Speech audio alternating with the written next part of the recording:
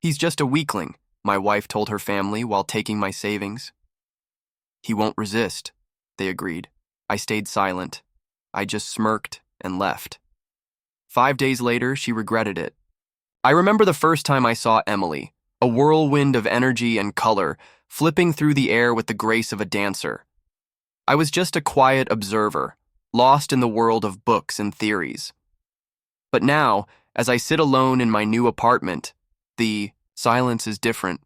It's not the oppressive quiet of betrayal, but the peaceful calm of solitude.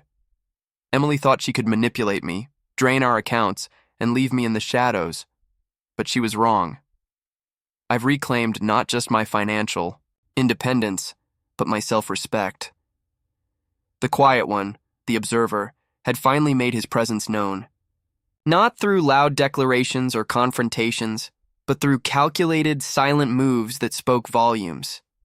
And now, as I sip my wine, I wonder, what will she do when she realizes the game has changed?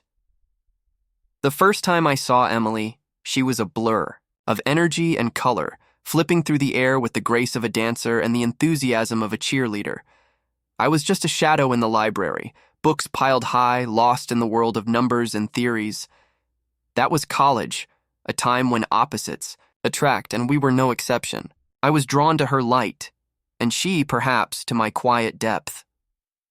Now, 10 years into our marriage, I often find myself reflecting on those early days. Emily, with her infectious laugh and her family's skeptical glances, they never quite understood why she chose me, the quiet one, the one who seemed to blend into the background. But what they didn't see, what they couldn't possibly fathom, was the storm brewing beneath my calm exterior. Our life together was a tapestry of moments, some vibrant with joy, others shaded with the complexities of life. Emily's family gatherings were always a test of endurance for me. Her father, with his booming voice, would often dominate the room, his opinions as loud as his laughter. Her mother, with her polite but piercing gaze, always seemed to be dissecting my every move, every word, looking for the flaw in our union. But beneath my composed demeanor, I was plotting. Not out of malice, but out of necessity. Emily deserved more than just the quiet life we had built. She deserved to see the depth of my love, the lengths I would go to ensure her happiness. And so I began to weave a plan, intricate and silent, like the threads of a spider's web, invisible until you're caught in its grasp. This plan wasn't born out of a moment of weakness or despair. It was a culmination of years of observing, learning, and understanding the dynamics at play. Emily's family, with their expectations and judgments, had underestimated me. They saw me as the passive observer, the one who would never make waves. But what they didn't know was that I had a plan brewing, one that would change everything. The catalyst for this plan came unexpectedly during one of those family dinners. Emily's brother, always the jester, made a jest about my supposed lack of ambition, suggesting I was content to let Emily shine while I remained in her shadow. The laughter that followed stung, not because of the words themselves, but because of the truth they hinted at. Emily's quick defense of me was sweet, but not enough to erase the seed of determination that had been planted. That night, as Emily slept beside me, her breathing steady and comforting, I lay awake, the gears in my mind turning. I thought about the life we could have, the respect we could command, not just from her family, but from everyone who had ever doubted me. My plan wasn't just about proving them wrong, it was about proving to myself that I was more than what they saw. So I began to act, subtly at first. Small changes, adjustments here and there, all part of the larger scheme. Emily noticed, of course, the subtle changes, but she didn't realize their significance until it was too late. It was a typical Sunday dinner at Emily's parents' house. The aroma of roast beef filled the air, and the clinking of cutlery was the soundtrack to our usual family gathering. Emily's brother, Tom, was there with his wife, Laura, and their kids. The conversation was light, mostly about the kids' school achievements and the latest family gossip. However, as the evening progressed, I noticed Emily whispering with her mother, Janet, in the kitchen. Their hushed tones piqued my curiosity, but I kept my usual demeanor, sipping my wine quietly. I watched as Emily's laughter echoed from the kitchen, a sound that usually warmed me, but tonight it felt different, almost strained. Janet's face was serious, her eyes darting towards me occasionally, as if to check if I was listening. My heart began to race, the gears in my mind spinning faster. What could they be discussing so secretly? The dinner continued, with the usual banter and the clinking of glasses, but my mind was elsewhere, replaying the subtle cues, the whispers, the glances. I felt like an outsider in my own family. The quiet one, the observer, was now observing, something that felt like it could unravel the very fabric of our lives. As the meal wound down, I excused myself to help clear the table, a task I rarely did, but tonight I needed to be close to the source of the whispers. Emily and Janet were still in the kitchen, their voices now a low murmur, almost inaudible over the sound of running water and clattering dishes. I moved closer, under the guise of fetching more wine, my ears straining to catch any word that might give away their secret, and then I heard it. Janet's voice, clear as day despite her attempt at secrecy. "You need to tell him, Emily. He deserves to know." My heart skipped a beat. Tell me what? The room seemed to spin, the sounds of the dinner party fading into a distant hum. Emily's response was too low, but her tone was laced with fear. Or was it guilt? I retreated back to the dining room, my mind racing. What could Emily possibly need to tell me that would require such secrecy? My plan, my intricate web of actions and intentions, suddenly felt fragile, like a house of cards in a storm. I sat, back down, my wine glass now a prop in my hand, my mind far from the jovial atmosphere around me. The evening drew to a close with the usual farewells, hugs, and promises to see each other soon. Emily was unusually quiet, her eyes avoiding mine. As we drove home, the silence between us was thick, palpable. I wanted to confront her, to demand answers, but something held me back. Perhaps it was the fear of what I might hear, or maybe it was the realization that my own secrets, my own plans might not withstand the scrutiny of truth. Once home, Emily went straight to our bedroom, leaving me in the living room, the weight of the evening pressing down on my shoulders. As I stepped into the kitchen under the pretense of getting more wine, I heard Emily's voice clear and cold. "He's just a weakling. He won't resist." My heart sank, but my face remained impassive. Janet nodded in agreement. "He's always been too soft. It's time you took control." They were discussing my savings, my hard-earned money, as if it were theirs to take. Emily was planning to empty our joint account, believing I wouldn't stand up for myself. I felt a surge of anger but masked it with a smirk, turned around, and walked out, leaving them to their scheming. Over the next few days, I didn't confront Emily. Instead, I meticulously planned my response. I visited the bank, spoke with our financial advisor, and began the process of closing our joint accounts. The advisor, a man with a stern face and a no-nonsense attitude, looked at me with a mix of pity and respect. "You're doing the right thing," he said, his voice low, as if sharing a secret. I nodded, feeling the weight of my decision, but also the thrill of reclaiming control. Next, I contacted a lawyer, setting the wheels in motion for a divorce. The lawyer, a sharp woman with eyes that missed nothing, listened intently as I laid out my situation.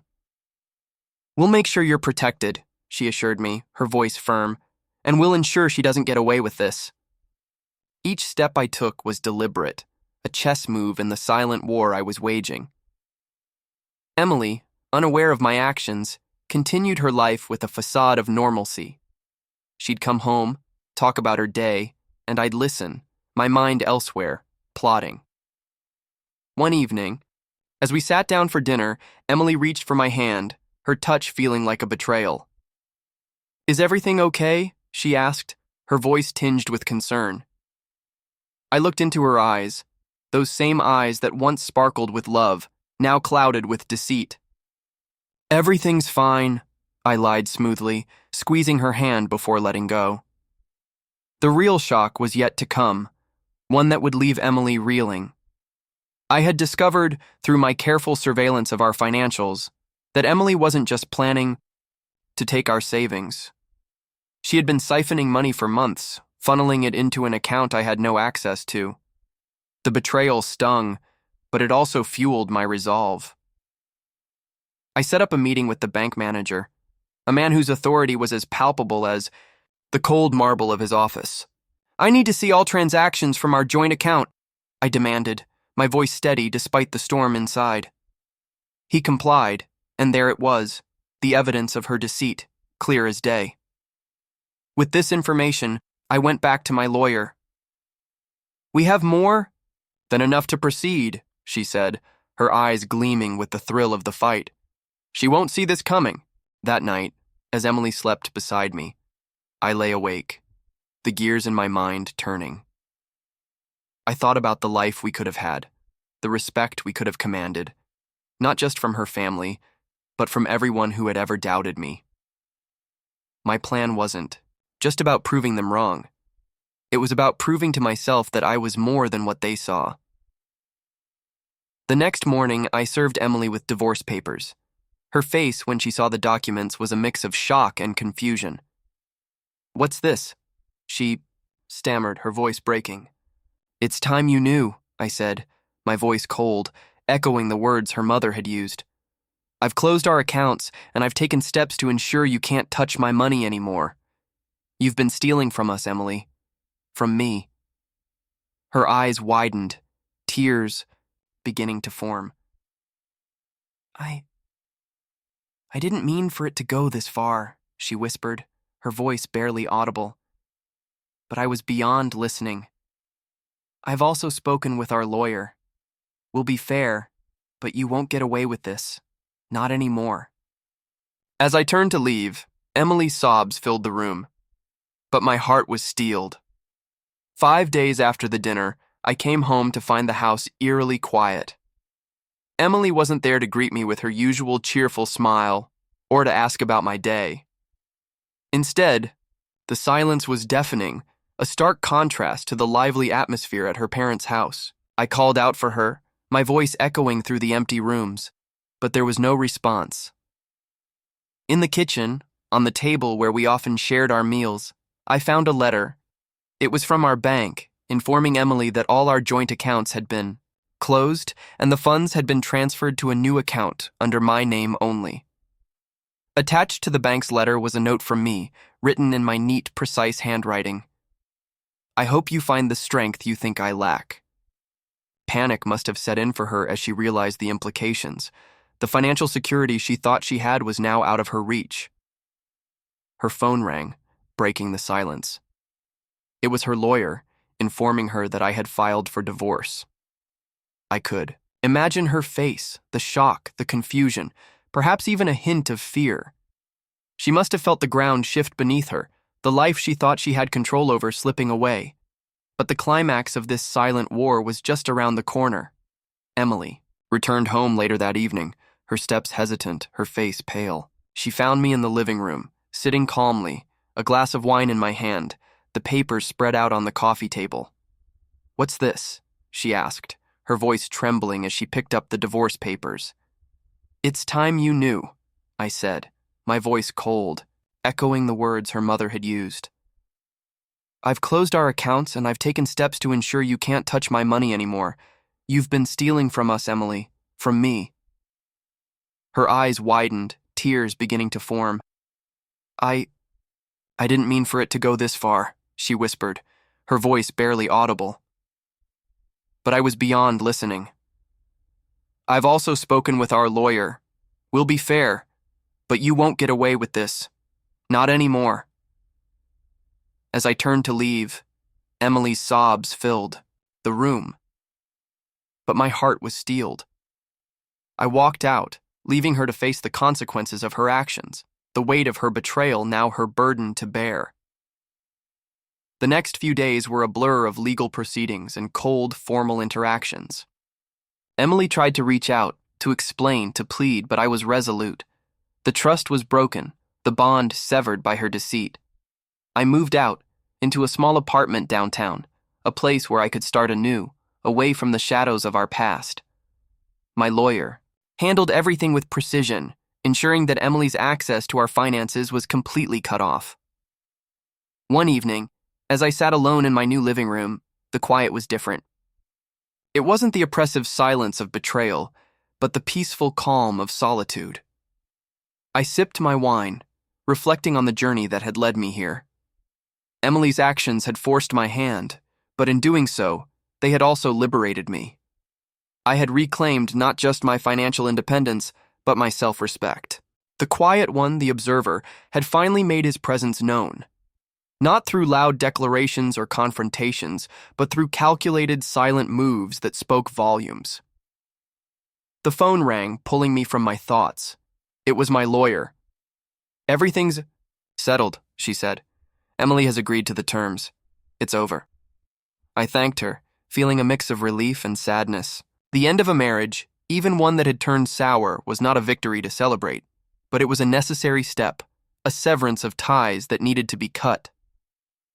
As I hung up, I looked around my new space, feeling the weight of my decisions. Emily's betrayal had been a catalyst, but my response had been my own. I had shown her family, and most importantly, shown myself that I was not the weakling they thought I was. The silent war was over, but the echoes of its battles would linger, a reminder of what I had overcome. And the next day, Emily confronted me at my office. Her face was a mix of anger and desperation. "How could you do this to me?" she demanded, her voice echoing in the quiet hallway. I looked at her, my expression calm but resolute. "You thought I was weak, Emily. You thought I wouldn't stand up for myself. But you were wrong." I handed her the divorce papers. "I've been silent, not weak. There's a difference." Her eyes filled with tears, not of sorrow but of frustration. She had underestimated me, and now she was facing the consequences of her actions. The air between us was thick with tension. Emily's breath hitched, her hands trembling as she clutched the papers. I didn't think you'd actually go through with it," she stammered, her voice breaking. I leaned back in my chair, the weight of my decision settling in. "You left me no choice, Emily. You were planning to take everything, thinking I wouldn't notice or care. But I did, and I care more than you ever realized." She looked at me, her eyes searching mine for any sign of the man she thought she knew. "I made mistakes, yes, but this is too much," she said, her voice rising in pitch. I stood up, walking around my desk to stand before her. "You planned to drain our accounts, to leave me with nothing.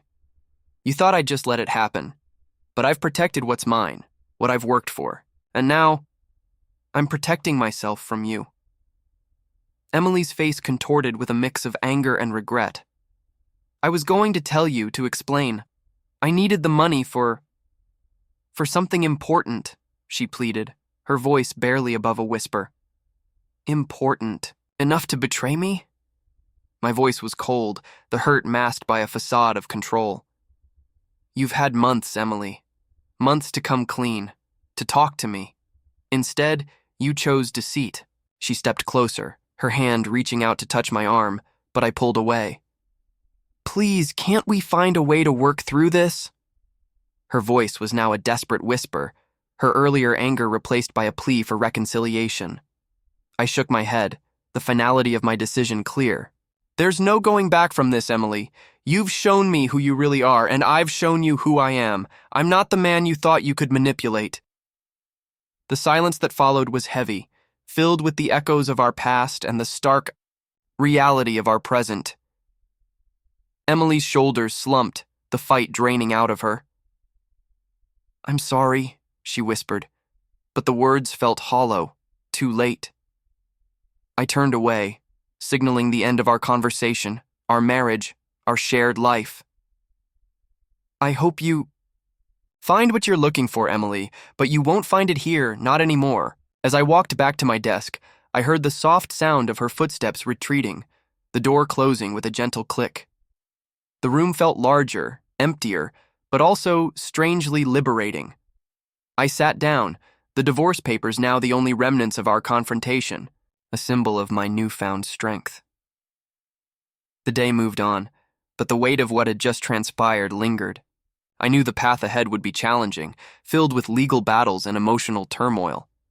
Yet, as I looked out the window at the bustling city below, I felt a resolve I hadn't known before. Emily's underestimation had been my catalyst for change, for reclaiming my life, my dignity. In the silence of my office, I realized this was not just the end of a marriage, but the beginning of a new chapter for me. One where I would no longer be the quiet observer, but the master of my own fate. The silent war had ended, but the echoes of its battles would forever remind me of the strength I had found within myself. In the weeks that followed, the dust of our shattered marriage began to settle. Emily tried to salvage what she could, but the damage was irreparable. Our once shared life was now a collection of memories, some sweet, others bitter. The house we had built together, the dreams we had woven, all felt like distant echoes of a life that was no longer mine. I moved out, the weight of our shared possessions now divided. Each item I packed felt like a piece of my heart being boxed away. The apartment I found was small, a stark contrast to the home we had shared, but it was mine. A place where I could breathe without the shadow of betrayal hanging over me. Emily's family's perception of me had shifted dramatically. They saw now that my silence was not a sign of weakness, but of strength, of patience, and of strategic thinking. The quiet man they had underestimated had shown them the error of their judgment. Her father, once so loud and dismissive, now looked at me with a respect he had never shown before. Her mother, Janet, whose piercing gaze had always dissected me, now seemed to see me in a new light, perhaps recognizing the quiet strength I had harnessed. The divorce was finalized, and with it came a sense of liberation. I had stood up for myself in the most silent yet impactful way. The papers were signed, the assets divided, and I walked away with my dignity intact.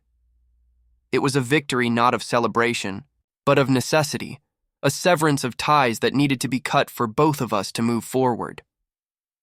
Emily learned a hard lesson about assumptions and the quiet strength of those who choose their battles wisely. She had thought me weak, but in her underestimation, she had pushed me to reveal a resilience she hadn't known existed. The financial security she thought she could manipulate was now firmly in my control, a testament to the silent war I had waged and won. As for me, the days turned into weeks and the weeks into months. I found solace in the solitude of my new life. The quiet was no longer oppressive, but peaceful, a canvas on which I could paint my future. I started to rebuild, not just my life, but my sense of self. I took up hobbies I had long neglected, delved into books I had always wanted to read, and even began to explore the city in ways I never had before. The echoes of our past battles lingered, but they were now reminders of what I had overcome. Each morning, I woke up to the sound of the city coming alive, a reminder that life was moving forward, and so was I. The quiet observer had become the master of his own fate, no longer defined by the shadows of others' expectations. I often thought about Emily, not with bitterness, but with a reflective sadness.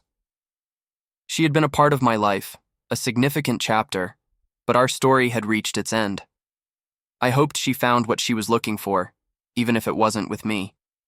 The betrayal had cut deep, but in its wake, it had left a path for growth, for understanding, and for a newfound respect for the quiet strength within.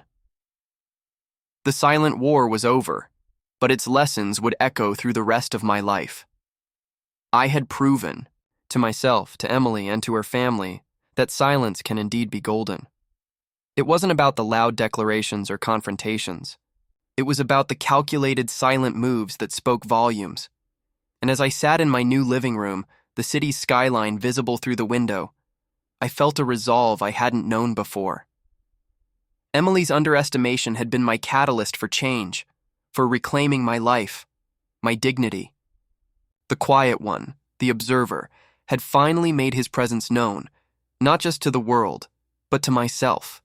The journey ahead was mine to navigate, and I was ready, with the quiet strength that had always been there, waiting to be recognized. Don't forget to subscribe, like, and comment if you enjoyed this story.